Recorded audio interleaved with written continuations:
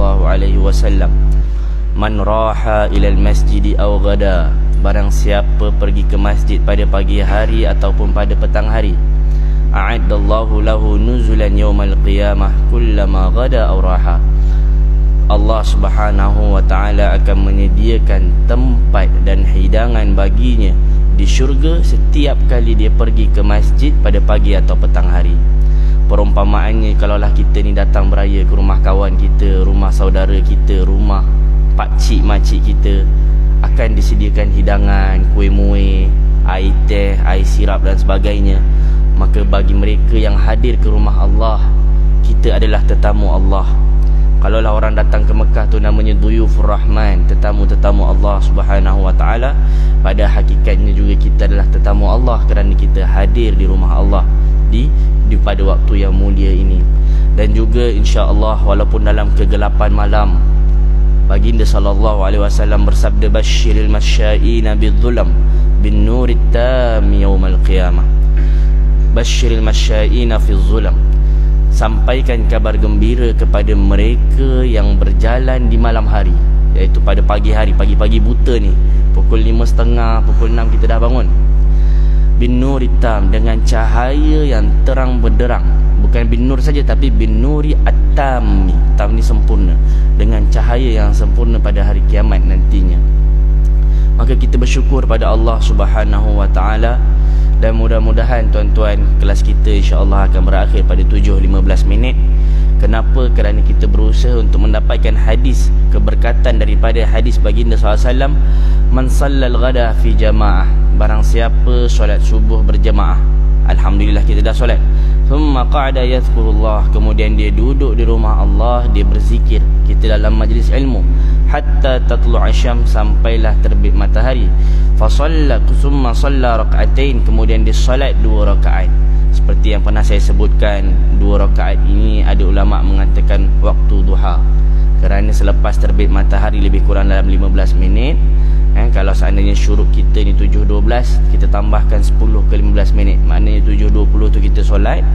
Bila kita solat, nak solat duha boleh, nak solat syuruk pun boleh, kerana solat syuruk tersebut dilakukan pada waktu duha. Maka kana lahu ka'ajri hajjatin wa umratin tammah, maka dia mendapatkan pahala haji, pahala umrah sempurna, sempurna dan sempurna. Jadi kita berdoa kepada Allah, mudah-mudahan Allah SWT merezekikan kita pahala haji dan umrah. Dan sebelum kita mulakan, saya ingin mengambil sedikit ibrah daripada apa yang dibaca oleh imam pada pagi tadi.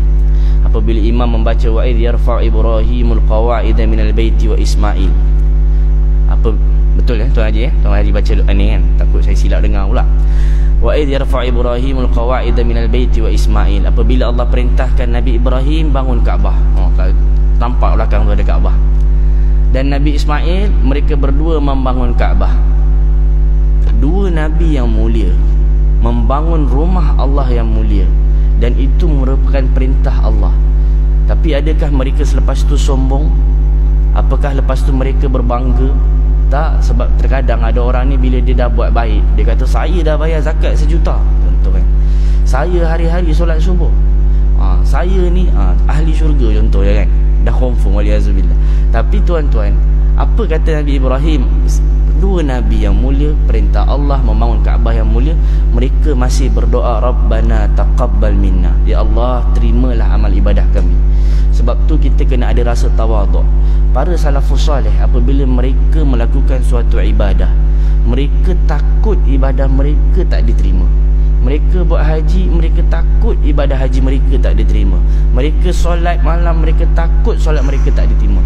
Nabi Ibrahim, Nabi Ismail bangun Kaabah, Kaabah dah siap, dah terbangun, mereka takut ibadah mereka tak diterima, lalu mereka berdoa Rabbana taqabbal minna, ya Allah terimalah amal ibadah kami. Kerana kita nak mengelakkan sifat daripada kita dah buat ibadah, lepas tu kita rasa macam confirm je Allah terima. Aku dah zakat, daripada macam kau ni, contoh kan, aku dah solat, takut kita berbangga-bangga dengan amalan kita, kita bertakajub dengan amalan kita. So itu salah satu ibrah yang boleh diambil daripada ayat yang dibacakan oleh imam. Lalu yang kedua yang saya nampak kita boleh ambil juga, apabila di sini disebutkan Nabi Ibrahim, Nabi Ismail, mereka berdoa dengan mengatakan, ya Allah, jadikanlah kami ni Rabbana waj'alna muslimain, jadikanlah kami dua orang ni sebagai, iaitu Nabi Ibrahim dan Nabi Ismail, kerana mereka sedang berdoa muslimain, dua orang yang muslim. Ini maknanya Nabi Ibrahim, Nabi Ismail, kalau ditanya agama mereka apa? Agama Islam. Juga sebagaimana pada rakaat yang kedua imam membaca wa wassa biha Ibrahimu banihi wa Yaqub. Apabila Nabi Ibrahim berwasiat kepada wa banihi wa Yaqub, Nabi Yaqub pun bila mana dia berwasiat kepada anak-anaknya, kepada keturunannya, la tamutunna illa wa antum muslimun, jangan kalian mati, jangan kalian meninggal dunia. Wasiat bapa kepada engkau anak. Jadi kalau boleh, kita sebagai seorang ayah, kita kena ada wasiat untuk anak kita. Dan wasiat yang paling utama, wahai anakku, la tamutunna, jangan meninggal, jangan kau mati wahai anakku, illa wa antum muslimun, melainkan kalian ini dalam keadaan muslim. Jadi apa maksud muslim sebenarnya? Muslim daripada kalimat Islam. Islam datang daripada dua makna. Pertama bermaksud peace, sejahtera. Assalamualaikum warahmatullahi, peace upon you. Nak cakap bahasa Inggeris sikit lah kan, walaupun tak berpandai. Kemudian yang keduanya adalah Islam ni bermaksudnya submission, kita serahkan diri kita kepada Allah, ketaatan yang mutlak kita serahkan. Allah kata A, Allah kata B, B. Dan itulah kena-mengena kita dengan kelas kita pada hari ini, untuk kita sempurnakan kelas kita pada sebelum ini, iaitu berkenaan dengan kisah Nabi Adam dan Iblis, kisah penciptaan Nabi Adam dan Iblis. Jadi seperti mana yang kita sebutkan, kita mengambil daripada kitab kisah-kisah dalam Al-Quran versi tadabbur. Jadi disusun kisah-kisah dalam Al-Quran ini mengikut tarikh-tarikh dan waktunya. Dan tarikh yang pertama, tarikh penciptaan manusia, iaitu bagaimana apabila Allah Subhanahu wa taala berfirman, wa idh qulna lil malaikati isjudu li adama. Kita ambil sikit, kita ulang balik apa yang kita dah belajar sebelum ni. Ketika kami katakan kepada semua malaikat, sujudlah kalian kepada Nabi Adam, bila Nabi Adam dah diciptakan. Fasajadu illa iblis, semua sujud melainkan iblis. Dan di sini ada dua pengajaran, sebagaimana yang ulama katakan, bahawasanya dulu ni iblis ni walaupun daripada jin, jin ni daripada api, malaikat daripada cahaya. Hanya sahaja apabila Allah kata, kami katakan kepada malaikat semua sujudlah, semua malaikat tu sujud melainkan iblis. Jadi ulama kata, Ibnu Qayyim rahimahullah mengatakan, iblis ini merupakan bentuknya ni daripada bentuk malaikat, tapi penciptaannya berbeza. Dulunya iblis ni dimuliakan di kalangan seperti kalangan para malaikat, tetapi kemudian dihinakan. Dihinakan kenapa? Kerana tidak ada submission, tidak ada penyerahan diri pada Allah. Allah suruh sujud, dia tak nak sujud. Maknanya dia melanggar perintah Allah Subhanahu wa taala. Dan apabila kalau kita buka surah Al-A'raf, surah Al-A'raf ni muka suratnya, kalau mungkin sebab hari ini kita akan belajar surah Al-A'raf, yang mana sebab ini kita akan belajar lebih ke surah Al-A'raf muka surat 152 dan 151. Jadi boleh buka muka surat 151 ayat 11. Muka surat 151 ayat 11 bagi yang nak membuka Al-Quran lah. Ketika mana dalam ayat yang nombor 11 tu, walaqad khalaqnakum thumma sawwarnakum thumma qulna lil malaikati isjudu li Adam. Kami dah perintahkan malaikat untuk sujud, tapi semua sujud melainkan iblis. Iblis tak nak mau sujud. Bila ditanya, iblis, kenapa engkau tak nak sujud? Pada ayat yang ke-12 kata iblis, qala ana khairun minhu, aku ini lebih baik daripada Nabi Adam. Khalaqtani min nar wa khalaqtahu min tin, aku diciptakan daripada api, Adam tu diciptakan daripada tanah. Aku lagi hebat daripada Nabi Adam. Dan di sini ada sifat kesombongan. Kesombongan ini berbahaya. Sebab itulah kata baginda SAW, la yadkhulul jannah, tidak masuk syurga orang yang di dalam hatinya ada kesombongan walaupun sekecil mithqala habbatin min khardal, sebesar biji sawi, Allah tak terima. Allah Subhanahu wa taala, maksudnya orang-orang yang sombong ni tak boleh masuk syurga. Lalu sahabat kata, wahai Rasulullah, fa kaifa rajulun, macam mana kalau laki tu pakaiannya cantik, wa na'luhu hasan, slipernya cantik, sombong juga ke? Kalau dalam bahasa kita sekarang, kalau saya datang ke masjid dengan X50, dengan kereta Alza, dengan Mercedes, dengan BMW, sombong juga ke? Itu dalam bahasa sekarang lah. Tapi zaman Rasulullah, bila Rasulullah kata tak masuk syurga orang yang ada sombong ni, kemudian sahabat kata, wahai Rasulullah, pakai baju cantik, seluar cantik ni macam mana Rasulullah? Adakah ia termasuk dalam kesombongan? Kata Rasulullah SAW, innallaha jamilun yuhibbul jamal. Allah maha indah dan Allah menyukai keindahan. Kemudian kata Rasulullah, al-kibru, sombong ni dua sifatnya. Batrul haqq. Batrul haqq ni apa? Menolak kebenaran. Datang dalil Al-Quran, datang dalil hadis, ditolak tepi, itu menolak kebenaran. Bila kita bagi tahu kepada dia, tuan-tuan, Allah SWT mengajarkan kepada kita untuk menutup aurat. Tak naklah ustaz saya tutup aurat, contoh kan. Ini adalah sifat yang sombong kerana menolak kebenaran. Ataupun misal kata contoh, saya ni tak nak pergi haji umrah. Bukan tak nak pergi haji dan umrah, tapi saya rasa saya belum sampai seru lah ustaz. Dia salahkan Tuhan pula tak menyeru dia. Usaha tu tak ada. Itu kita katakan antara orang yang menolak kebenaran. Kebenaran telah datang pada dia. Al-Quran, Rasulullah telah diutus. Walillah, apabila Al-Quran menyebutkan, jadi pada tahun ke-9 Hijrah, Rasulullah, maksudnya 9 tahun Rasulullah di Madinah, turun ayat Al-Quran. Tahun kedua Hijrah ni, masa tu semua tahun kedua Hijrah, saya ulang balik, 13 tahun Rasulullah di Mekah, itu hanya berbicara berkenaan dengan tauhid, iaitu rukun Islam yang pertama, syahadah an la ilaha illallah, kita bersaksi tiada Tuhan selain Allah dan Nabi Muhammad Rasulullah Allah. Bila 13 tahun hanya fokus pada tauhid, ajak orang-orang musyrikin masuk tauhid. Bila baginda SAW berhijrah ke Madinah pada tahun kedua hijrah, masa itulah difardukan rukun-rukun agama yang lain, rukun solat, rukun zakat, rukun puasa, itu pada tahun kedua hijrah. Haji pula diwajibkan pada tahun ke-9 hijrah, apabila turun ayat Al-Quran, walillah, dan hak Allah, milik Allah yang perlu kita tunaikan.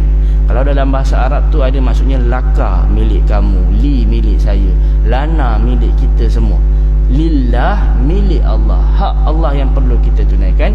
Alan nasi hajjul bait, hendaklah kita melaksanakan haji. So janganlah nak kata, ya ustaz belum sampai seru, kurang-kurang kita kena usaha untuk mendaftar. Daftarlah di tabung haji dengan harga 1,300, dapatkan kita kata tempat. Dipanggil atau tak dipanggil tu nombor 2. Yang penting kita sudah berusaha untuk menyahut seruan Allah, sehingga kita tidak diklasifikasikan sebagai orang yang menolak kebenaran. Saya tak nak lah, nantilah kalau dah sampai seru tu sampailah ustaz. Ini antara orang yang sombong. Al-kibru batrul haq. Yang kedua, ghamtun nas. Ghamtun nas ni iaitu memandang rendah kepada orang-orang yang lebih rendah, memandang rendah manusia yang lain, memandang rendah, ta'assub yang berlebihan kepada sesuatu bangsa ataupun sesuatu negara. Ia adalah sesuatu yang dilarang juga di dalam agama. Maksudnya apa tuan-tuan? Begini, maksudnya negara kita negara yang hebat, negara lain semuanya kita pandang rendah. Di sini ada sifat kesombongan. Bangsa kita bangsa yang hebat, bangsa lain semua rendah. Di situ ada kesombongan. Maksud kesombongan sini memandang makhluk Allah yang lain sebagai makhluk yang rendah, makhluk yang hina. Di situ ada kesombongan. Tetapi kalau kita bersyukur, alhamdulillah, saya dilahirkan di negara yang baik, saya dilahirkan di bangsa yang baik, ini bukan sombong. Sombong itu apabila kita memandang rendah orang lain. Sebagai contoh, tuan-tuan, Muhajirin dan Ansar, ini penamaan Allah Rasulullah SAW berikan kepada siapa? Kepada para sahabat Rasulullah. Sahabat yang berhijrah daripada Mekah ke Madinah dinamakan sebagai Muhajirin. Sahabat yang membantu orang-orang berhijrah ni dinamakan sebagai Ansar. Ansar daripada kalimat Nasrun, membantu. Nasrullah tu membantu Allah. Tapi kalau Ansar, mereka golongan-golongan yang duduk Madinah yang membantu penduduk Mekah. Jadi ada Muhajirin, ada Ansar. Suatu ketika terjadi persengketaan di antara Muhajirin dan Ansar. Lalu orang Muhajirin kata, "Ya Muhajirin, wahai orang-orang Muhajirin, mai kumpul." Macam kadang-kadang kalau kita nak gaduh kan, kita duk panggil semua geng-geng kita, "Geng-geng, mari kumpul. Wahai Muhajirin, mari kumpul." Geng Ansar pula tak nak kalah, "Wahai Ansar, mari kumpul." Nak berlaku persengketaan antara kedua belah pihak. Rasulullah SAW dengar, Rasulullah kata, "Afa bid'awal jahiliyati tad'un?" Adakah perangai jahiliyah ni kalian nak bawa dalam perkara sebegini? Apa maksud perangai jahiliyah? Iaitu perangai berbangga-bangga, perangai terlalu resis, perangai terlalu ta'assub. Padahal penamaan Muhajirin dan Ansar itu datang daripada Rasulullah. Tetapi Rasulullah SAW mengatakan ini adalah sifat-sifat jahiliyah. Sebab apa kita nak bercerita begini? Sebab kadang-kadang kalaulah dalam apa-apa salah satu pertandingan, misal kata kelompok A dengan kelompok B main bola lah misal kata, lalu kelompok A hina kelompok B, kelompok B hina kelompok A. Ataupun contohnya kita dekat negara kita ni, kita awak ni pergilah busuklah, kita pandang hina dia. Maka di sini kita katakan ada ghamtun nas, iaitu ada menghinakan makhluk Allah yang lain, dan situ ada sifat kesombongan, dan ini merupakan antara sifat-sifat iblis. Sebab iblis mengatakan, qala ana khair, aku lebih baik daripada dia, dan ini tidak dibolehkan. Kemudian apabila iblis menolak, Allah SWT keluarkan daripada syurga, sebagaimana disebutkan di dalam Al-Quran, ayat yang ke-13, qala fahbit, 152, qala fahbit minha, maka wahai iblis, keluar kau daripada tempat ini. Keluar tu maksudnya hubut kat sini maksudnya turun. Syurga ni tempat yang tinggi, kau keluar, diturunkan derajatnya. Fama yakunu laka an tatakabbara fiha, kerana syurga ni bukan tempat untuk orang-orang yang sombong. Sebab tu sifat tawaduk ni kita kena jaga, sifat rendah diri ni kita kena jaga. Dan inilah yang dibacakan oleh imam tadi. Apabila Nabi Ibrahim, Nabi Ismail membangun Kaabah, mereka tetap merendah diri, mereka minta Allah terima amal ibadah mereka. Mereka tak kata, "Oh, aku ni yang bangun Kaabah, aku yang hebat." Atau mungkin, aku yang bangun Masjid Setia Alam yang cantik ni tau. Kalau Masjid Setia Alam ni tak jadi, hampa semua tak solat sini. Contoh kan. Jadi begini sifat-sifat kesombongan beginilah yang perlu kita elakkan. Kemudian iblis apabila dikeluarkan, maka iblis kata, "Wahai Tuhan," qala rabbi, wahai Tuhanku, pada ayat yang seterusnya, "Fa'anzirni ila yaumi yub'atsun," wahai Tuhanku, tolong panjangkan nyawaku sehingga ke hari akhirat. Kat sini tuan-tuan nak menunjukkan iblis mengaku ketuhanan Allah Subhanahu wa taala, tapi di masa yang sama tetap dihinakan. Kenapa? Kerana mengaku Allah atau kita mengiktiraf Allah sebagai Tuhan sahaja tidak cukup. Tetapi kita perlu ada yang kedua, iaitu mengesakan Allah dan submission ourselves. Islam, sarah dan taat kepada Allah.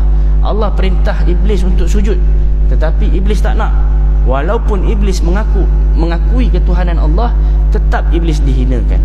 Abu Jahal, Abu Lahab, mereka mengaku tak Allah Tuhan, mereka mengaku, tetapi di masa yang sama mereka mensyirikkan Allah. Wala in sa'altahum man khalaqas samawati wal ard, wahai Muhammad, kalau kau tanya pada geng-geng musyrikin ni, Abu Jahal, Abu Lahab ni, man khalaqas samawat, siapa yang cipta langit, siapa yang cipta bumi, la yaqulanna Allah, mereka akan kata yang cipta Allah. Maknanya mereka mengiktiraf ketuhanan Allah, tetapi mereka ni masuk dalam kesyirikan atau digelar sebagai musyrikin, diperangi oleh Rasulullah sallallahu alaihi wasallam kerana mereka mensyirikkan, mereka menduakan Allah Subhanahu wa taala. Orang musyrik pun buat haji, mereka pun kata labbaik Allahumma labbaik, aku sahut panggilanmu ya Allah, dan sekutu-sekutumu. Jadi maksudnya walaupun mengiktiraf ketuhanan Allah, syaitan mengiktiraf ketuhanan Allah, tetapi tidak taat dan patuh pada perintah Allah, boleh dihinakan sebagaimana iblis ini. Kemudian tuan-tuan, qala fa innaka minal munzirin, Allah kabulkan doa iblis. Allah kata panjang umur kau nanti sampai hari akhirat. Maka iblis pun kata, qala fa bima aghwaytani, ada ayat yang ke-16, wahai Tuhanku, kerana engkau dah sesatkan aku. Lihat iblis sendiri tuan-tuan menisbahkan mengakui bahawasanya hidayah tu datang daripada Allah, kesesatan pun datang daripada Allah.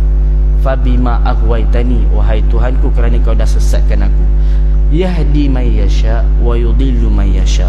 Allah beri hidayah kepada sesiapa yang dikehendaki, wa yudil, dan Allah SWT menyesatkan sesiapa yang dikehendaki.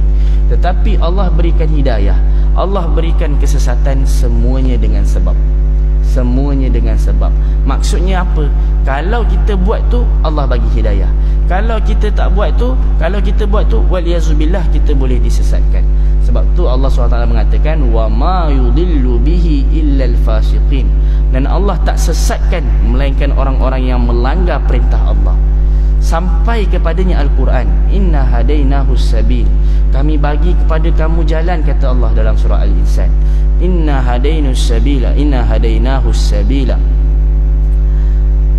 kami berikan kamu hidayah. Ada Al-Quran, ada hadis. Imma syakira, sama ada kamu terima dengan rasa syukur, wa imma kafura, ataupun kalian menolak. Apabila kita tolak, maka kita akan disesatkan oleh Allah Subhanahu wa taala. Sebab apa ayat ini penting, tuan-tuan? Sebab kita nak mengelakkan daripada orang yang berhujah dengan takdir. Kalaulah orang tu berhujah dengan takdir, contohnya Fir'aun kata, aku ni sesat sebab Allah dah takdirkan aku sesat, contoh, kan? Kalau pencuri tu dia berhujah dengan takdir, saya curi rumah awak sebab Allah dah takdirkan saya pencuri. Saya tak bangun solat subuh pada hari ni sebab Allah dah takdirkan saya bangun solat subuh. Jangan salahkan saya, salahkan yang mentakdirkan tu. Boleh tak begitu? Tak boleh. Sebab apa? Sebab kesesatan datang dengan sebab, iaitu dia menolak perintah Allah, maka disesatkan oleh Allah SWT. Sebagaimana dalam surah Asy-Syams wa duhaha, wasyamsi wa duha wal qamari idza talaha wan nahari idza jallaha wal laili idza yaghsha as-samai wa man wal ardi wa nafsi wa ma sawaha fa alhamaha fujuraha wa taqwaha. Dalam hati kita ni, tuan-tuan, Allah beri dua. Fa alhamaha, Allah mengilhamkan fujur wa taqwa. Ada rasa sifat ilham, ada sifat nak buat baik, ada rasa nak buat jahat. Yang rasa nak buat jahat ni apa? Hawa nafsu. Inna nafsa la ammaratun bisu. Hawa nafsu ni dia selalu suruh kita buat benda jahat. Itu hawa nafsu. Sebab tu kata ulama, an-nafsu in lam tushghilha bit-ta'ah. Hawa nafsu ni kalau kita tak sibukkan dengan ketaatan, hawa nafsu ni kalau kita tak didik dia dengan rajin pergi masjid, rajin baca Al-Quran, yushghilka bil ma'siyah, hawa nafsu ini akan menyibukkan kita dengan maksiat. So sebelum hawa nafsu tu menyibukkan kita dengan maksiat, sebelum hawa nafsu tu ammarah, selalu menyuruh kepada kejahatan, hawa nafsu tu sebelum menyibukkan kita dengan maksiat, kita sibukkan dia dengan kebaikan. Jadi kita nak sebutkan bahawasanya, kemudian apa ayat kemudian, fa alhamaha fujuraha wa taqwaha qad aflaha man zakkaha, beruntunglah sesiapa yang menyucikan jiwanya, wa qad khaba man dassaha, dan merugilah sesiapa yang mengotorinya. Apa maksudnya? Maksudnya Allah berikan kita pilihan. Pilihan untuk buat baik, pilihan untuk menentukan saya ni, ya Allah, nak masuk syurga ke atau nak masuk neraka. Pilihan untuk berdoa, Allahumma adkhilna jannah, ataupun pilihan untuk, ya Allah jauhkanlah kami, Allahumma ajirna minan nar. Ini Allah berikan kita peluang dan hidayah untuk pilihan.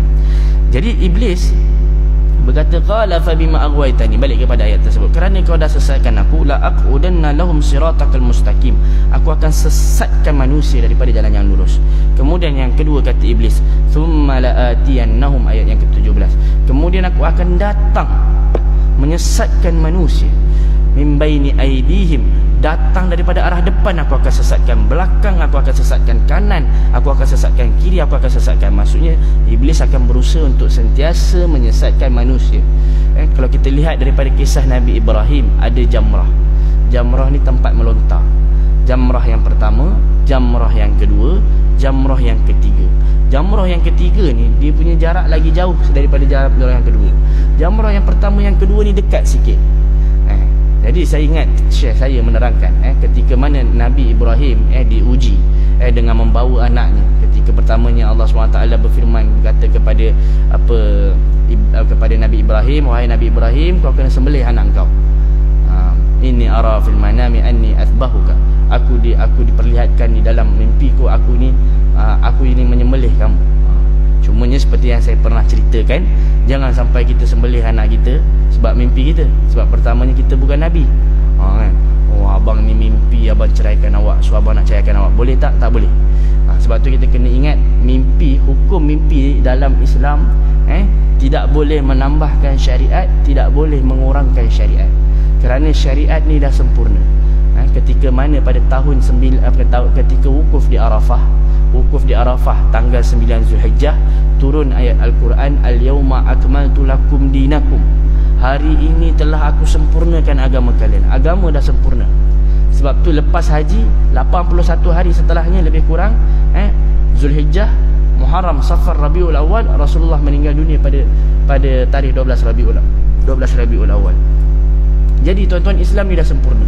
Kalaulah tiba-tiba datang orang, ustaz saya mimpi Nabi ajar, contoh, solat zuhur ni dinaikkan jadi 5 rakaat, solat subuh dinaikkan jadi 4 rakaat, sah tak mimpi tersebut? Tak sah, kerana tidak boleh menambah syariat. Ustaz saya mimpi bahawasanya solat maghrib dan isyak ni telah pun dimansuhkan, telah pun dah tak perlu buat lagi. Boleh tak maksudnya? Tak boleh, sebab Islam dah pun sempurna. Sama juga, ustaz saya mimpi saya ni apa, jadi jangan sampai mimpi ini menambahkan syariat, apatah lagi mengurangkan syariat. Jadi nak ceritanya Nabi Ibrahim bila dia bawa anak dia dekat Jamrat, tempat melontar tu, tempat yang pertama dengan kedua dekat. Katanya syaitan ni datang kata, kau tak payahlah buat benda ni, kau ni Nabi dan sebagainya. So Nabi Ibrahim melontar, Allahu Akbar, Allahu Akbar, minta kepada Allah sambil. Jadi maksudnya nak menunjukkan Nabi Ibrahim, kalau cara untuk kita mengelakkan diri kita dengan syaitan adalah dengan banyak kita berzikir pada Allah. Sebagaimana Nabi Ibrahim ambil batu, Allahu Akbar. Sebab tu kita kena ada perasaan tuan-tuan, bila kita berjumpa dengan, bukan berjumpa lah, mudah-mudahan tak jumpa lah, tapi kita kena ingat akidah ni kita kena kuat. Jangan sampai kita ni takut daripada hantu melebihi kita takut kepada Allah. Dan itu sentiasa yang selalu kita kena didik. Saya didik anak saya, kita kan ada Allah. Jangan kita takut, hati-hati awak pergi sana, ada hantu tau. Itu kita telah menyebabkan kita mengajarkan anak kita ni takut hantu melebihi takut kepada Allah. Lihat bagaimana Sayyidina Umar bin Khattab radhiyallahu anhu. Umar bin Khattab lalu satu jalan, syaitan lalu jalan lain. Kita terbalik.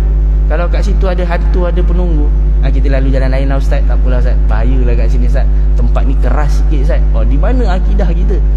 Jangan sampai kita mengalahkan ini. Jadi balik kepada, nak katanya kali pertama, kali kedua dekat Jamrat tu, Nabi Ibrahim berjaya menolak godaan syaitan. Tapi adakah syaitan berputus asa? Tak, syaitan ni dia tak akan putus asa. Sebab syaitan dah janji, la'atiyannahum, aku akan datang daripada depan, belakang, kanan, kiri, sampai dia nak mati pun aku akan datang. Maksudnya syaitan ni, janganlah kita duk kata saya ni umur dah 50 tahun, confirm syaitan tak boleh nak sesatkan saya. Jangan kata gitu. Bahkan ada salah satu riwayat Imam Ahmad bin Hanbal, ketika mana dia nak meninggal dunia, tapi riwayat ini dipertikaikan adakah sahih ataupun tidak. Imam Ahmad mengatakan la ba'ad, nanti. Kemudian bila dia tanya, wahai Imam Ahmad, kenapa kau kata nanti? Dia dalam keadaan nak meninggal ni, nak nazak ni, syaitan datang kepada aku, dan syaitan dia nak mengajak aku untuk riak dengan amalan-amalan aku. Dalam perumpamaan sebegitu, maksud tu saya kata nanti. Maksudnya sampailah kita dah meninggal dunia, baru insya-Allah kita dah selamat daripada godaan syaitan. Sebab syaitan sendiri dah berjanji dia nak datang daripada segala pintu. Kemudian antara declaration syaitan juga, syaitan mengatakan la uzayyinanna lahum fil ard. Syaitan akan berusaha memperelokkan, mempercantikkan sesuatu maksiat. Maksiat tuan-tuan, kadang-kadang kita nampak benda ni buruk, tetapi masyarakat zaman sekarang terkadang berjaya menjadikan satu maksiat tu nampak macam cantik. LGBT buruk daripada Nabi Lut lagi. Satu sifat suka sama suka terhadap kaum sejenis, ini dah sesuatu yang jijik, sesuatu yang buruk.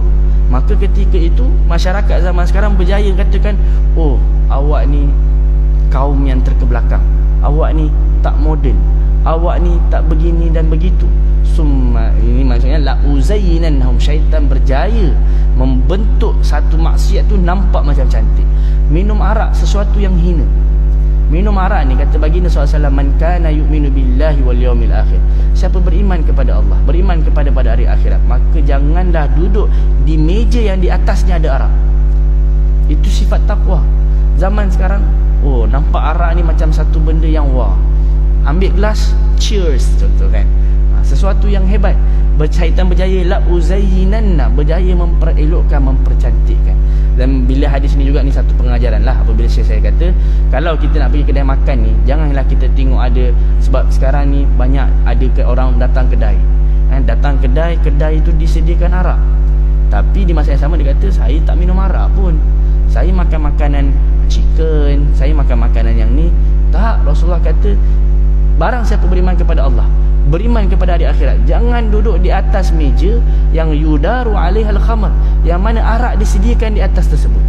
So walaupun mungkin kita tak pesan arak sekalipun, dan memang kita tak akan pesan lah, tapi adakah maksudnya kita boleh duduk kat situ? Kalau kita elakkan jauh lebih baik, sebab kita beriman kepada Allah, beriman kepada hari akhirat. Dan 10 golongan orang yang dilaknat kerana arak: yang beli, yang membantu, yang ada banyak ada semua, yang bawa dihina, yang dibawa kepadanya dihina, yang menjual dihina, yang membantu jualan pun dilaknat juga oleh Allah Subhanahu wa taala. Jadi lepas tu bila mana iblis dah kata aku nak sesatkan manusia dan sebagainya, lalu Nabi SAW kata kepada Nabi, Allah SWT kata kepada Nabi Adam, qala wa ya Adam uskun anta, surah Al-A'raf ayat yang ke-15, wahai Adam, duduklah engkau, ni wa ya Adam uskun anta wa zawjukal jannah, wahai Adam, duduklah engkau, ayat yang ke-19, wahai Adam, duduklah engkau di syurga dengan isteri kau, makan apa saja yang kau nak, melainkan la taqraba hazihi syajarah, jangan dekat-dekat dengan pokok ini, fatakuna minaz zalimin, sehingga engkau menjadi orang-orang yang zalim. Allah kata dekat Nabi Adam, Adam makanlah apa saja nak makan, boleh makan, tapi jangan makan, jangan dekat-dekat pokok ni. Bukan makan, Allah katakan la taqraba, jangan dekati. Maksudnya apabila kita Allah larang, jangan kita dekati. Allah tak kata jangan makan, tak, Allah kata la taqraba hadhihi syajarah, jangan mendekati. Sebab apa? Bila kita dah dekat-dekat dengan satu perkara maksiat, syaitan akan lebih lagi mudah untuk mengajak kita kepada kemaksiatan. Sebab tu Allah SWT kata, bukan, Allah tak kata la taznun, janganlah berzina, tak, tapi Allah kata la taqrabuz zina, jangan mendekati perkara-perkara yang boleh bawa kepada zina. Melalui pandangan, telinga, mulut, cakap benda-benda yang lucah, ini perkara-perkara yang mendekati kepada zina. Sebab tu benda ni perlu kita tinggalkan. So fatakuna minaz zalimin, sehingga engkau menjadi orang-orang yang zalim. Tuan-tuan, bila kita beribadah, kita disebut sebagai orang yang bersyukur. Bila kita buat maksiat, kita disebut sebagai orang yang zalim. Kenapa? Sebab orang yang beribadah, sebagaimana dalam sebuah hadis, ketika Rasulullah SAW solat malam sampai kakinya tu sakit, kemudian kata Aisyah, kakinya merekah. Lalu Aisyah kata, wahai Rasulullah, isteri Rasulullah, engkau ni seorang Nabi yang dah diampunkan dosa-dosanya, kenapa engkau masih beribadah dengan sekuat ini? Kemudian kata Rasulullah, afala akunu abadan syakura, tidakkah aku sepatutnya menjadi hamba yang bersyukur? Syukur bukan hanya di mulut, syukur perlu dimanifestasikan dengan ibadah. Tapi kalau seandainya kita tak bersyukur, kata lawan daripada syukur adalah zalim, menzalimi. Kenapa? Bila mana kita tolak ajaran Allah, kita menzalimi diri kita sendiri. Kita telah menyebabkan diri kita ni jauh daripada syurga. Kita telah menyebabkan kita ni melontarkan diri kita masuk dalam api neraka. Sebab tu zalim ni tidak hanya sekadar rasuah. Zalim ni tidak hanya sekadar marah-marah, makan curi rumah orang. Tak. Zalim ni, kata Allah Subhanahu Wa Taala, kezaliman yang paling besar adalah syirik. Inna syirka la zulmun azim. Syirik ini kerana apa? Kerana kita telah menzalimi hak Allah. Hak Allah adalah kita menyembah Allah. Hak Allah adalah kita mentauhidkan Allah. Sebab itulah kata Rasulullah kepada Muaz. Suatu ketika Muaz ni naik kenderaan, naik ridfu, naik kenderaan bersama dengan Rasulullah. Maksudnya satu kenderaan dua orang. Macam kita kalau naik kereta, ada orang, ada penumpang. Jadi Rasulullah ketika itu ada Muaz. Lepas Rasulullah kata, Ya Muaz, atadri ma haqqullahi 'alal ibad? Wahai Muaz, kau tahu tak hak Allah yang perlu kita tunaikan? Muaz kata, Allah wa rasuluhu a'lam, Allah lebih maha mengetahui. Kata Rasulullah, haqqullahi 'alal ibad, hak Allah yang perlu kita tunaikan, ayya'buduhu wa la yusyriku bihi syai'a, hendaklah kita menyembah Allah dan kita tidak mensyirikkan Allah. Hak Allah adalah kita tauhid. Hak Allah adalah tidak boleh kita mensyirikkan. Wuduk boleh batal dengan hadas. Wuduk boleh batal dengan buang air kecil, boleh batal dengan buang angin. Tauhid pun boleh batal dengan kesyirikan. Sebab tu akidah ni, cara nak jaga dia, jangan buat syirik. Wuduk kalau nak jaga, jangan sampai kita berhadas. Tauhid nak jaga, jangan sampai kita buat syirik. Yang kita kena jaga, itu yang kita perlu perhatikan. Jadi balik kepada berkenaan dengan kisah ini, syaitan pun mula melaksanakan orang kata tugas pertama dia. Dengan apa? Dengan kalau kita lihat pada ayat yang seterusnya, ayat 20, fawaswasa lahumas syaitan, maka syaitan pun mewaswaskan, membisikkan keraguan dalam hati Nabi Adam. Waswas ni tuan-tuan adalah sesuatu yang mana syaitan selalu buat. Waswas ni kalau dalam bahasa kita sekarang boleh berlaku dalam ibadah, boleh berlaku di luar ibadah. Maksudnya kalau saya sedang solat, kadang-kadang kita waswas, aku dah solat 2 rakaat ke 3 rakaat. Kalau waswas dalam ibadah, falyabni 'alal aqal. Kata Rasulullah, kalau kalian solat, kalian lupa solat, contohnya zuhur lah, 2 rakaat ke 3 rakaat, maka ambil yang paling kita yakin, paling rendah, iaitu 2.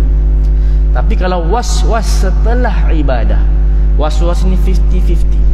Waswas kalau 51-52% itu dah bukan waswas. Waswas ni 50-50. Kita dah berwuduk sempurna, lepas nak masuk masjid, lepas tu tiba-tiba ada rasa keraguan, aku punya wuduk tadi betul ke tak? Ni syaitan waswaskan.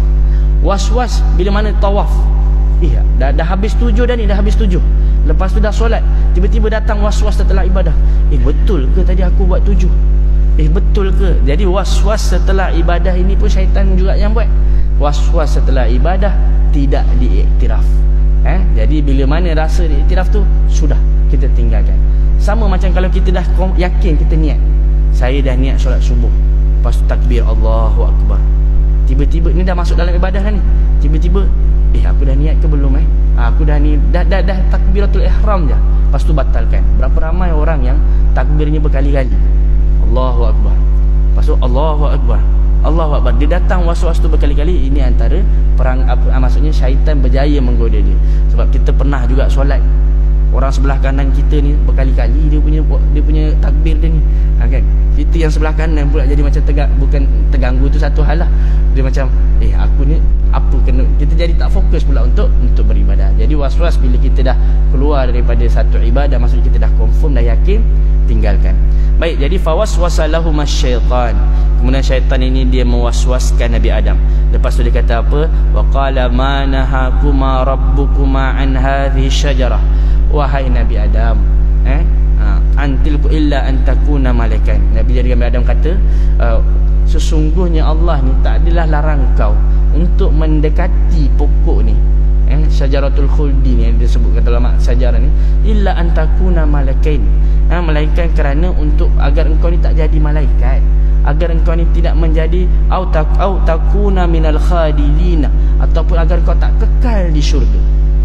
Jadi syaitan ni dia mengatakan, jadi dia datang, dia kata kat Nabi Adam, engkau tak makan pokok, Allah larang kau makan pokok ni. Sebab apa? Sebab kalau kau makan pokok ni, nanti kau jadi malaikat. Sebab tu Allah larang. Kemudian kata syaitan juga, Allah larang kau makan daripada pokok ni. Sebab apa? Biar kau ni tak kekal dekat syurga. Sebab kalau kau makan pokok ni, kau boleh kekal kat syurga. So syaitan memperelokkan benda yang tak baik. Padahal Allah dah kata dah, jangan dekat-dekat pokok ni. Tapi syaitan kata, kemudian kata syaitan apa? Wa qasamahuma inni lakuma laminan nasihin. Dan syaitan kata, aku sumpah, qasam tu, aku sumpah wahai Nabi Adam, aku ni orang-orang yang suka bagi nasihat. Jadi iblis ni dia kata, aku ni suka bagi nasihat pada kau. So kau percayalah. Fadallahuma bighurur, maka Nabi Adam pun terpedaya. Gurur ni bukan tertipu tapi terpedaya. Kata apa? Sebab kata Ibnu Abbas, Masya-Allah. Minta maaf. Saya ingatkan masih ada setengah jam lagi. Padahal lahum bi ghurur. Maka syaitan pun berjaya memperdayakan. Kata Ibnu Abbas, Nabi Adam tertipu dengan janji dan sumpahnya syaitan. Kadang-kadang kita kena hati-hati. Tak semestinya orang tu bila dia bersumpah maknanya dia adalah orang yang betul. Sebab apa? Sebab berapa ramai orang yang boleh kena scam, kan? Saya ni tak belajar agama dah ni, takkanlah saya nak menipu awak kot. Contoh kan, pakcik daftarlah haji dengan saya, contoh. Waliyazubillah, tiba-tiba kalau seandainya sumpah pun macam mana pun, kalau seandainya tidak ada bukti, tidak ada dalil, maka kita tolak. Jadi kata Ibnu Hazm juga, antara sebab kenapa Nabi Adam terpedaya dengan syaitan, wa muta'awwilan wa qasidan ilal khair, kerana Nabi Adam nakkan kebaikan yang lebih. Allah larang, tapi syaitan kata kalau makan nanti dapat kekal jadi syurga, dapat jadi malaikat. So benda ni lagi baik. Kata Syekhul Islam, di sini ada mafsadah, ada maslahah, ada keburukan. Keburukannya adalah melanggar perintah Allah, makan pokok syurga. Tapi kebaikannya aku boleh jadi malaikat, kebaikannya aku boleh kekal kat syurga. Maka Nabi Adam pun makanlah pohon tersebut. Dan apabila Nabi Adam makan, maka apa yang berlaku? Badat lahuma sawatuhuma, maka terbukalah pakaian-pakaian sehingga terlihatlah aurat. Fatafiqa yakhsifani alaihima min waraqil jannah, maka cepat-cepat mereka mengambil dedaunan di pohon-pohon syurga, mereka tutup aurat mereka. Waqal wa nadahuma rabbuhuma, dan lalu Allah SWT berfirman kepada Nabi Adam, alam anhakuma an tilkuma syajarah, bukankah aku dah larang jangan dekat-dekat pokok ni? Wa aqul lakuma, dan aku dah katalah syaitan ini adalah musuh yang nyata.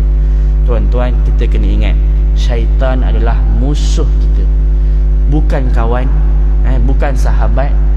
Tak boleh kita nak neutral. Dan seburuk-buruk musuh adalah musuh yang tak nampak di mata. Innahum yarawna min haitsu la tarawun, mereka boleh melihat musuh kalau nampak depan-depan, mudah. Tapi kalau musuh ni kita tak nampak depan mata, lagi bahaya. Dan syaitan adalah musuh. Inna syaitana lakum adu, syaitan ini musuh. Fattakhidhuhu aduwa, maka jadikan syaitan itu sebagai musuh. Sebab itulah antara dosa besar adalah sihir. Sebab sihir ini mengguna pakai syaitan dalam mereka punya ritual.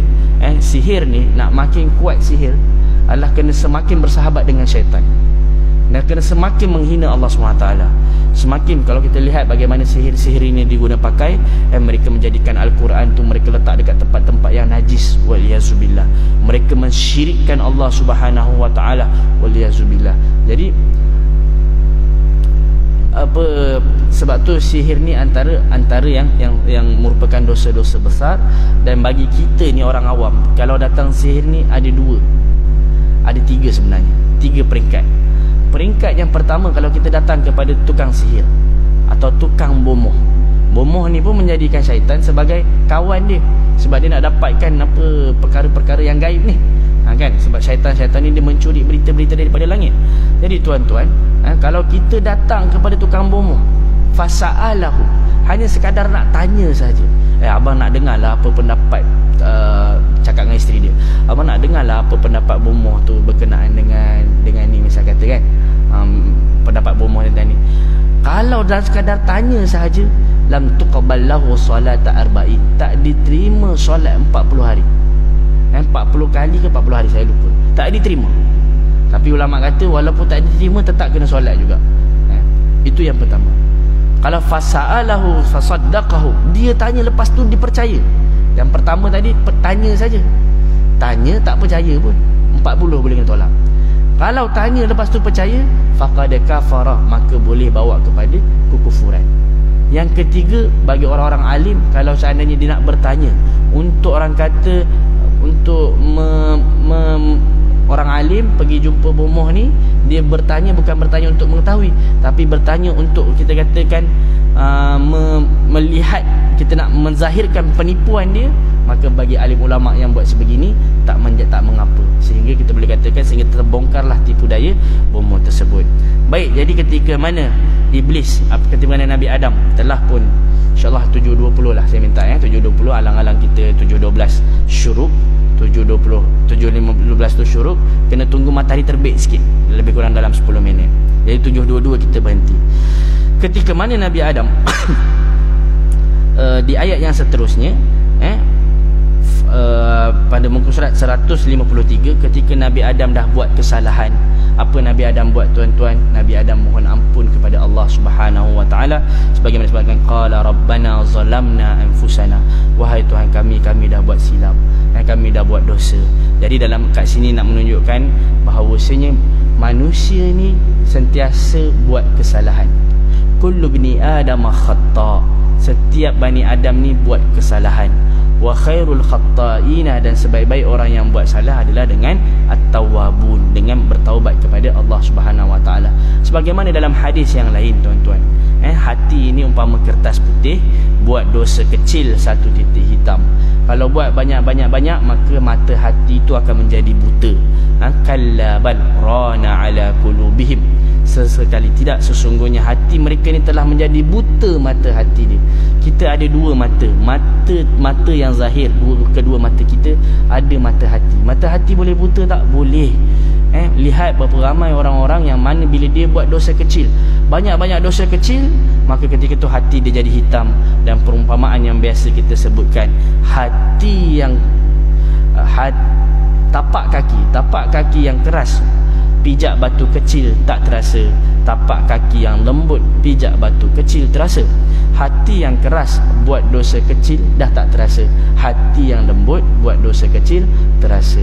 Sebab tu kalau kita buat dosa, kata Rasulullah, cepat-cepat buat baik. Wa'ad bi sayyiatal hasanah, bila buat jahat cepat-cepat buat baik, sehingga hati kita ni kekal putih. Sebab apa? Bila hati lembut, tak solat jemaah dekat masjid, ada rasa berdosa sedikit, ada rasa macam ya Allah. Sebab zaman Rasulullah dulu tak ada yang tak datang jemaah, melainkan mereka adalah orang-orang munafik, kata Ibnu Mas'ud. Hatta yuhada, zaman Rasulullah dahulu, bila mana orang tu sakit pun dipapah, dua orang papah dia untuk datang ke masjid. Jadi ia merupakan satu, kalaulah hati yang lembut, bila mana kita buat dosa dengan mak bapak kita, kita fala taqul lahum uff. Kata ulama apa? Kata ulama, Al-Quran menyebutkan jangan kau kata uff pada mak kau, pada ibu kau, ayah kau. Uff. Uff ni daripada kalimat huruf fa. Kata ulama, kenapa uff? Kalau dalam bahasa kita, orang Melayu kita lah, ataupun orang lain, kalau seandainya mak bapak contohlah kan, suruh kita, Muaz pergi ke mall, mak nak makan ni. Lepas tu kita jawab, tak nak lah mak. Contoh kan, tu huruf hak tu tebal, uf tu huruf fa tu tipis.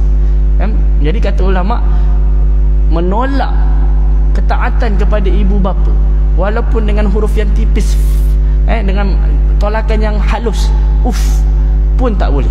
Jadi nak menjaga setiap orang buat dosa. So bila kita menyakiti hati yang lembut, bila mana kita buat rasa macam kesalahan, kita rasa berdosa. Tapi kalau hati dah keras, janganlah kita pelik kalau nampak ada anak tu dia boleh sepak mak bapak dia. Sebab apa? Mungkin waliyazubillah kerana dada, kerana arak dan sebagainya. Kemudian bila Nabi Adam bertaubat, kemudian Nabi Adam juga Allah SWT terima taubatnya. Fatalaqa Adamu min rabbihi kalimat fataba alaih, maka Allah terima taubat Nabi Adam. Tapi di masa yang sama tuan-tuan, walaupun diterima berkenaan dengan taubat tersebut, Allah SWT tetap memberikan hukuman kepada Nabi Adam dengan mengeluarkan Nabi Adam daripada syurga. Qala bitu ba'dukum li ba'din adu. Keluar engkau daripada tempat ini, keluar wahai Adam, turun daripada syurga. Sesungguhnya sama kalian yang akan menjadi musuh. Walakum fil ardi mustaqarru wa mata'un ilahi, dan kalian akan tinggal di syurga, tinggal di bumi sampailah ajal kalian. Jadi ajal dengan rizki ni, dia dua yang berjalan. Ajal dan rizki, dua benda yang berjalan. Seseorang tidak akan sampai ajalnya sampailah rezekinya tu sampai. Dan kalau rezekinya dah sampai semuanya, maka ajalnya pun dah selesai. Sebab itulah ajal ni la yastaqdimuna sa'atan wala yastakhirun.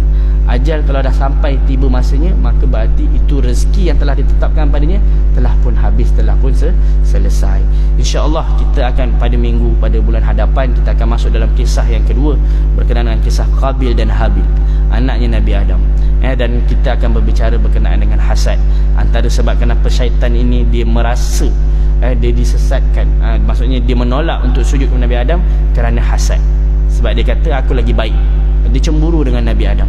Begitu juga Qabil dan Habil juga akan berkenaan dengan hasad, sehingga dia membunuh saudaranya. Dan insyaAllah pada bulan hadapan kita akan masuk dalam kisah Qabil dan Habil. Aqulu qawli hadha wa astaghfirullah li wa lakum. Yang baik datang daripada Allah, yang buruk daripada diri saya pribadi. Terima kasih kepada semua yang hadir, walaupun mungkin ada yang terngantuk-ngantuk, itu dapat pahala juga, pahala usaha, pahala mendengar. Dan mudah-mudahan apa yang kita share di sini ada pengajaran bagi kita. Yang pertama, jangan kita sombong. Yang kedua, submit ourselves to Allah Subhanahu Wa Taala. Serahkan diri kita pada Allah, taat ketaatan yang sepenuhnya. Tak perlu tanya, kenapa nak kena buat haji? Kenapa nak kena solat? Kalau seandainya mempertanyakan, solat ni kan untuk ingat Allah. Maknanya kalau saya dah ingat Allah, tak perlulah saya solat. Ada tak orang berfikiran sebegitu? Ada. Jadi ini mempertikaikan hukum Allah. Contohnya babi, waliyazubillah. Makan babi ni, contohlah babi kan, babi ni tak boleh dimakan sebab bahaya, sebab ada kuman.